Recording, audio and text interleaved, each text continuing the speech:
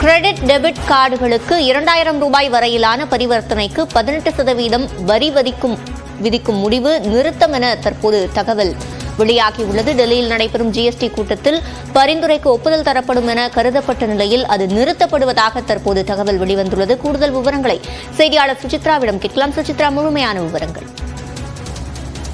2000 ரூபாய்க்கும் அதிகமான credit card பரிவர்த்தனைகளுக்கான வரி விதிப்பு தொடர்பான முடிவு என்பது தற்போது தள்ளி வைக்கப்பட்டுள்ளதாக ஜிஎஸ்டி கவுன்சில் கூட்டத்தில் முடிவிற்கு பிறகு தற்போது தகவலானது வெளியாகி இருக்கிறது. மிக முக்கியமாக பண பரிவர்த்தனைகளுக்கான அந்த வரி விதிப்பு விகிதம் என்பதன் அடிப்படையில் இந்த கிரெடிட் கார்டுகளில் பயன்படுத்தப்படும் 2000 ரூபாய்க்கும் அதிகமான அந்த ஒரு பரிவர்த்தனைகளுக்கு வரி விதிக்க வேண்டும், ஜிஎஸ்டி வரி விதிக்க வேண்டும் என்பது தொடர்பான ஒரு பரிந்துரை என்பது ஜிஎஸ்டி கவுன்சில் கூட்டத்தின் முன்பாக வைக்கப்பட்டது. தற்போது அந்த பரிந்துரை என்பது ஃபிட்மென்ட் கமிட்டியினுடைய ஆலோசனைக்காக அனுப்பப்பட்டுள்ளதாக முதற்கட்டமாக ஜிஎஸ்டி கவுன்சிலான தகவலை தெரிவித்துள்ளது. மிக முக்கியமாக பல்வேறு மாநிலத்தினுடைய அமைச்சர்களும் இந்த முடிவிற்கு சாதகமான ஒரு பதிலை முன்வைத்துள்ளதாகவும், இருந்தாலும் ஃபிட்மென்ட் கமிட்டியினுடைய அறிக்கைக்கு பிறகு எந்த விதமான முடிவுகளும் எடுக்கப்படும் என்ற ஒரு முதற்கட்ட தகவலை ஜிஎஸ்டி கவுன்சிலுடைய கூட்டத்திற்கு பிறகு தற்பொழுது அதனுடைய அதிகாரிகள் தெரிவித்திருக்கிறார்கள்.